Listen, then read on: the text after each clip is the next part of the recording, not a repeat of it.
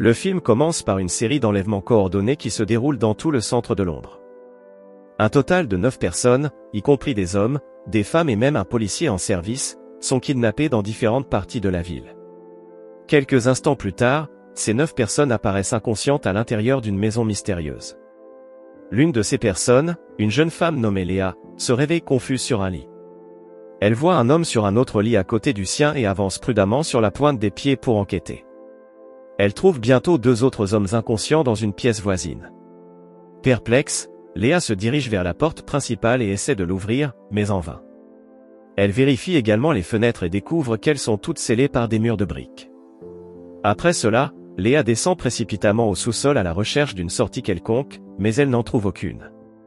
Elle commence à réaliser qu'il n'y a pas d'échappatoire de cette étrange maison. Cette prise de conscience la frappe si durement que Léa fait bientôt une crise de panique et s'effondre sur le sol. Lorsqu'elle reprend conscience, un prêtre âgé nommé Père Duffy veille sur elle. Léa regarde autour d'elle et se rend compte qu'ils sont un total de 9 personnes piégées ici. Le groupe murmure entre eux lorsqu'une voix mystérieuse sortant d'un haut-parleur les interrompt soudainement. La voix leur explique qu'ils ont été kidnappés et amenés ici pour jouer à un jeu qui mettra leur caractère à l'épreuve ultime. La personne qui parle via le haut-parleur se présente comme « l'observateur » et déclare que ce jeu est purement destiné à leur divertissement. Il révèle également qu'il les observe à travers 75 caméras et d'innombrables microphones installés dans toute la maison. Apparemment, le gagnant de ce jeu sera la dernière personne à rester en vie. Ce gagnant obtiendra non seulement sa liberté, mais également une récompense de 5 millions de dollars. La voix leur souhaite bonne chance, puis le haut-parleur s'éteint. Presque immédiatement, les 9 participants commencent à se disputer. Certains pensent que le jeu est réel, tandis que d'autres croient qu'il s'agit d'une farce élaborée. Mais tout le monde s'inquiète que 8 d'entre eux risquent de mourir d'une manière ou d'une autre. Pendant que les autres se disputent, un participant d'âge moyen nommé Jay sort un pistolet de sa poche. Il affirme que la situation doit être grave si les ravisseurs lui ont permis de garder l'arme. Jay remarque que tout le monde est terrifié par l'apparition soudaine du pistolet. Il leur demande donc de se calmer et précise qu'il est policier. Mais cela met en colère un autre participant, Albie, qui révèle que son petit frère a été torturé par un groupe de policiers blancs corrompus. Peu après, un autre participant, un Français nommé Francis, interrompt la dispute et partage sa conclusion, l'observateur veut qu'ils s'entretuent. Cette idée provoque une panique générale, mais Jay semble d'accord avec cette théorie. Le policier suggère alors qu'ils travaillent ensemble pour trouver un moyen de s'échapper.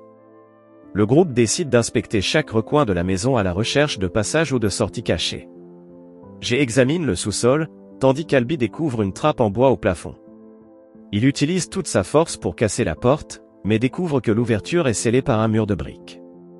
Alors que tout le monde cherche une sortie, une femme nommée Claire met la main sur un meuble à alcool et commence à boire.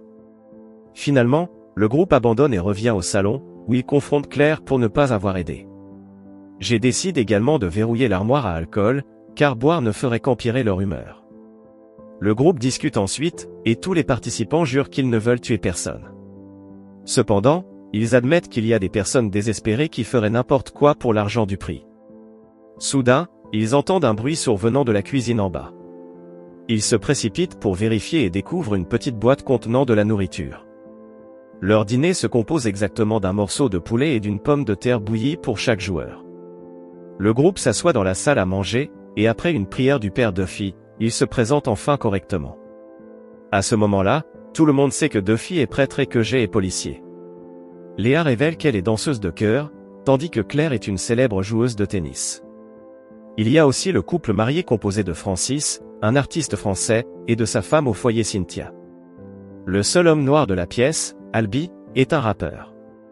Ensuite, il y a un homme d'âge moyen nommé Max, qui est styliste, tandis que la plus jeune participante, Shona, est une toxicomane en liberté conditionnelle. En fait, elle porte un bracelet de surveillance à la cheville, ce qui donne au groupe l'espoir que la police viendra la chercher.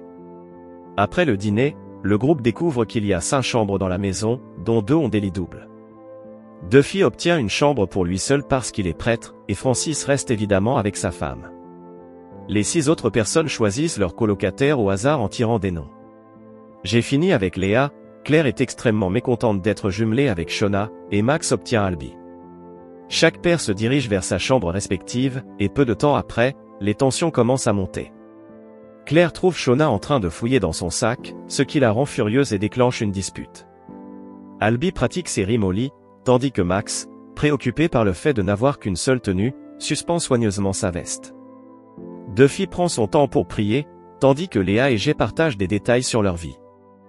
Un Jay désespéré tire avec son arme, mais les bruits à l'extérieur s'estompent et ils se retrouvent à nouveau seuls.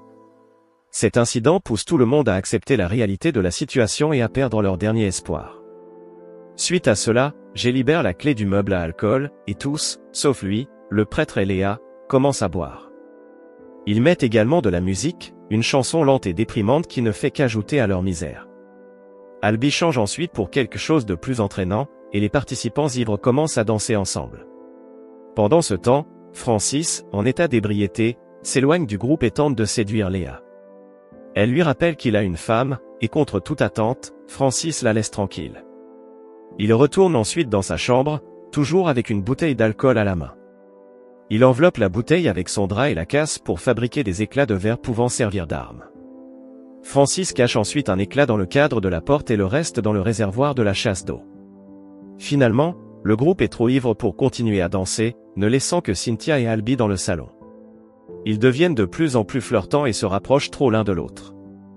Lorsque Francis revient, il suppose le pire et attaque Albie pour avoir flirté avec sa femme. Une bagarre éclate rapidement, et tandis que Cynthia tente de les séparer, Albie la pousse accidentellement. Cynthia se cogne la tête contre la rambarde et meurt sur le coup. Quelques secondes plus tard, les autres reviennent et sont stupéfaits par la scène. Albie tente de s'excuser, mais un Jay furieux l'enferme dans sa chambre en glissant une barre de fer à travers les poignées de la porte. Le groupe recouvre ensuite le corps de Cynthia avec un drap et l'emporte au sous-sol. Pendant le reste de la journée, les joueurs errent dans la maison, réfléchissant à leur situation. Francis, quant à lui, trouve le rouge à lèvres de sa femme, l'applique sur ses lèvres, puis embrasse le miroir. Le soir, les joueurs sont agacés de voir qu'on leur a fourni une portion réduite composée uniquement de pommes de terre. Albie commence à frapper à sa porte, exigeant qu'on lui donne sa part. Après beaucoup de pression de la part des autres, Jay va finalement lui donner un petit morceau de pomme de terre. Cependant, Duffy trouve cela injuste et part pour donner plus de nourriture à Albie. Jay se précipite pour l'arrêter, mais la porte a déjà été ouverte. Un Albie furieux sort alors de la chambre, pousse le prêtre et attrape la barre de fer. Il commence à frapper Jay sans pitié, détruisant complètement son visage. Lorsque le rappeur finit par se calmer et se rend compte de ce qu'il a fait, il retourne se cacher dans sa chambre. Peu après, Duffy arrive dans la pièce, et Jay utilise son dernier souffle pour donner son arme au prêtre. Dans la scène suivante, son corps est également recouvert et placé au sous-sol aux côtés de celui de Cynthia.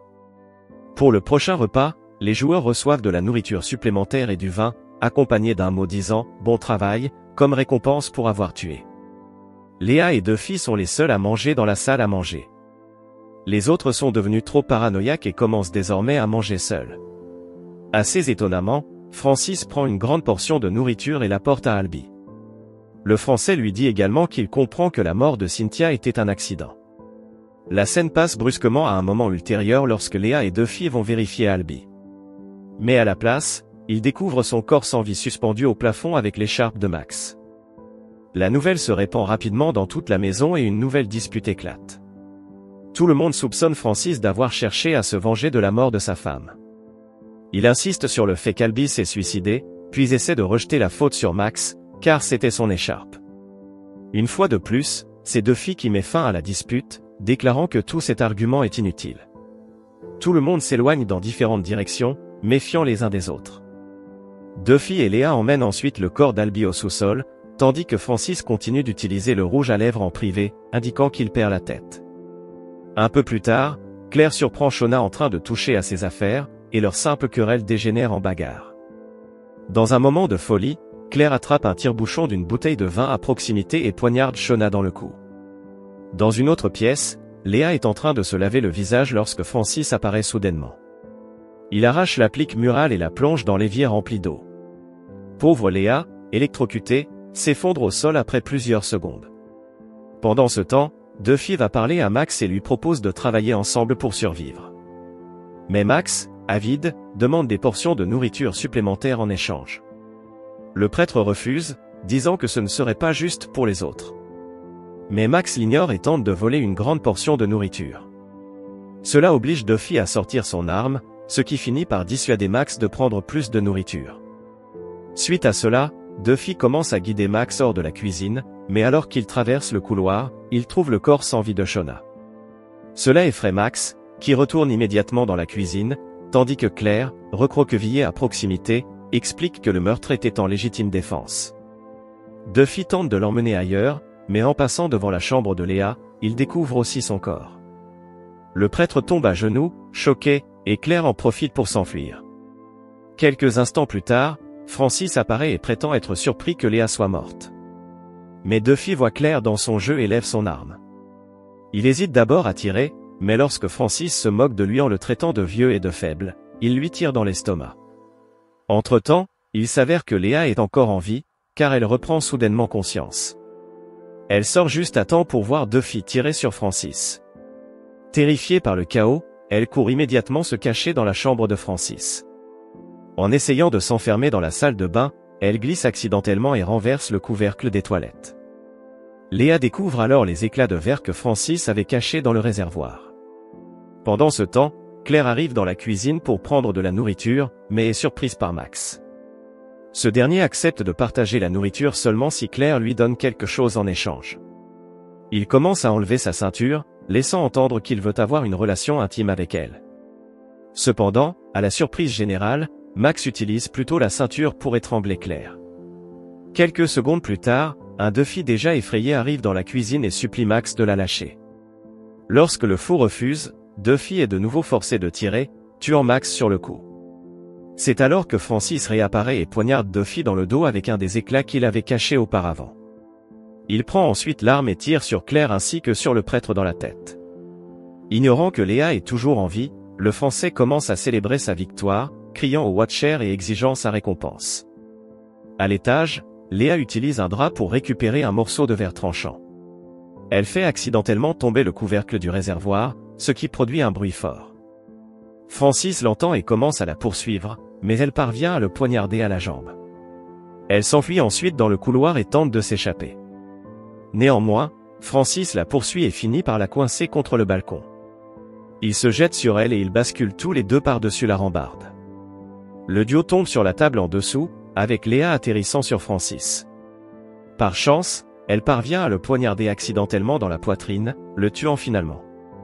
Ainsi, Léa réalise qu'elle a gagné le jeu et la porte d'entrée s'ouvre, laissant passer une lumière aveuglante.